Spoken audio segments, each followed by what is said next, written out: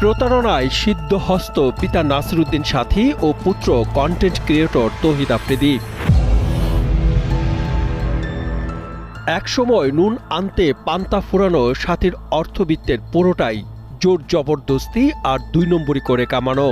বলা যায় নাসিরউদ্দিন সাথী ও তৌহিদ আফ্রিদির প্রতারণার হাতেখড়ি পারিবারিকভাবেই। আজকে পিতা পুত্রের অপকর্মের আরেকটি তথ্য জানাবো আপনাদের।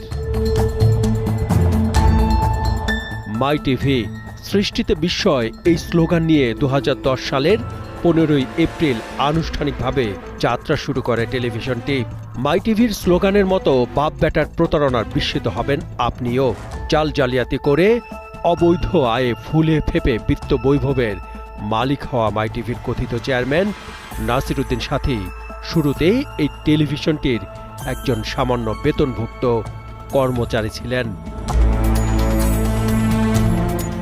প্রতারণা করছে আমার সাথে, মিথ্যা করে সে চালাচ্ছে। সে তার পকেটে ছিল 10 টাকা, সে কোটি কোটি টাকার মালিক হয়েছে আমার মাই টিভি দিয়ে। সিডি বিক্রেতা প্রতারক সাথী শুরুতে মাই টিভির প্রকৃত মালিক বিলকিস জাহানের সাথে ভাই বোনের পবিত্র সম্পর্ক দিয়ে আস্থা অর্জন করেন। একসময় সংসার চালানোর জন্য যার কাছে হাত পাততেন নাসিরউদ্দিন সাথী, সেই বিলকিস জাহানের সাথেই বিশ্বাসঘাতকতা করে বসেন তিনি। নাসিরউদ্দিন সাথে আমার পরিচয় ছিল। ও একটা এডিটিং হাউস ছিল শান্তিনগরে। ও সব জায়গায় সিডি দিতে আইসা পরিচয় হয়েছে। তখন ওই যে আসতে যাইতে একটা কোনো সম্পর্ক সৃষ্টি হয়েছে, ভাই বোনের সম্পর্ক।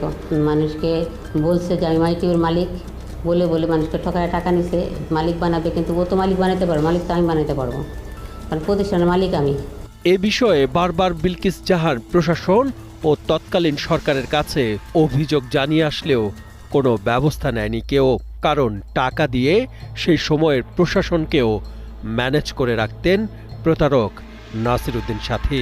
আওয়ামী লীগ থাকতে আওয়ামী লীগের ক্ষমতা দেখায়া ও ডিবি হারুনকে দিয়ে আমাকে অ্যারেস্ট করাইছে। 2 দিন আমি জেলও ছিলাম। টেলিভিশনটির প্রকৃত মালিক বিলকিস জানান, নাসিরউদ্দিনের গুন্ডা বাহিনী দিয়ে বিভিন্ন সময় তাকে হত্যার চেষ্টা করেছিলেন।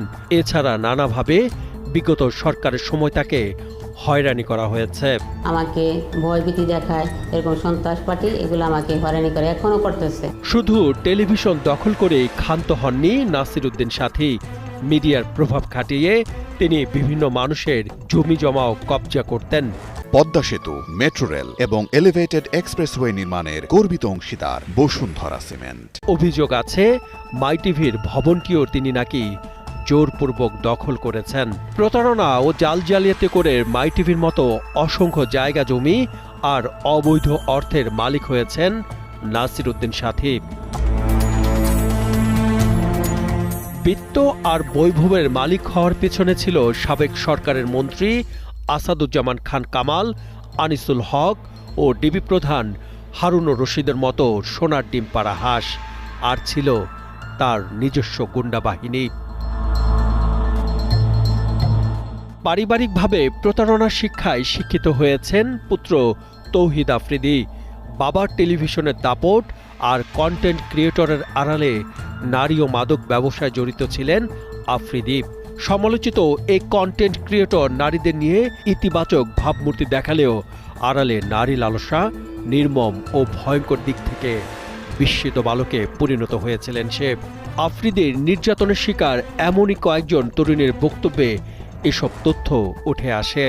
আমি জানতে পারি যে বিভিন্ন মেয়েদের সাথে ওর সম্পর্ক আছে, এবং মুনিয়া নামে যে একটা মেয়ে আছে ওর সাথে ওর সম্পর্ক।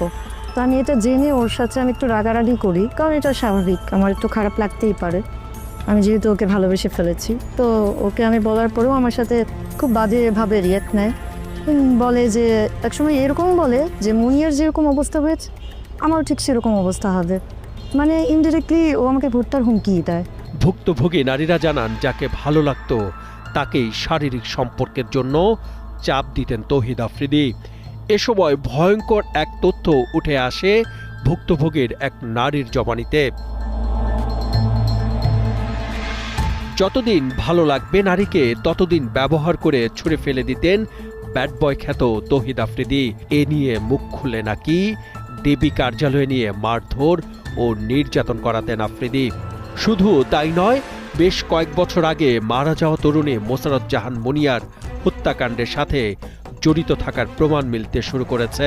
তৌহিদ আফ্রিদি ও মুনিয়ার একটি ফোন কল ফাঁস হলে এর সত্যতা মেলে। এখন কি করবো বলো একটু? কি করবো মানে বুঝিনি। মানে আজকে দেখা করবেন আমার সাথে একটু?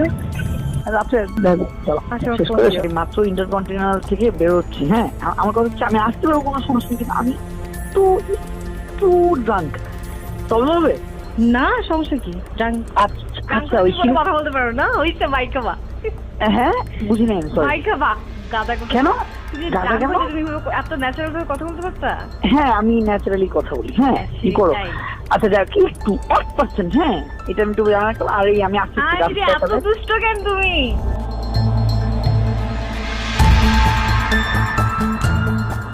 তৎকালীন আওয়ামী প্রভাব এবং নিজস্ব টেলিভিশনকে কাজে লাগিয়ে ক্ষমতার চরকি ঘোরাতেন বাপ বেটা 420। Kaler Kantho, news desk.